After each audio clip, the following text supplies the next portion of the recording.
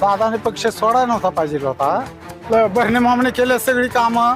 बरणे मामा आता तिकडे आहेत ना, दादांच्या बाजूने. मग आम्ही त्यांच्या पाठीशी जाणार नाही ना.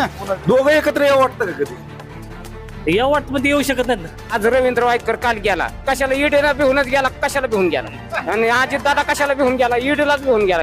त्या बाजूला शरदचंद्र पवार साहेब आहेत ना म्हातारा, त्याच बाजूने आम्ही जाणार. साहेबांचं तर वय झाले, दादांनीच आता दादाच्याच मागे लोकांचे असं आमचं म्हणणं येतं. बरं तालुका लेवल म्हणलं तर मग भरणे मग तर काय आता सांगायची गरजच नाही. हो जास्त आहे आणि साहेबांची कामं पण चांगली आहेत, दादाची बी कामं चांगली आहेत. दादा आणि आम्हाला तर दोघं पाहिजेत, एक लोकसभेत आणि एक विधानसभेत. बरं तर तुमची MIDC होती बारामतीच्या अगोदर, दादांनी केली काय बारामतीची MIDC?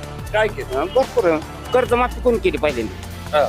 ती विसरला काय? आता तर जाऊ द्या, मागची कर्जमाफी कोणी केली? कधीच नाही. एकंदरीत लोकसभेला शरद पवार आणि नंतर विधानसभेला बघू मग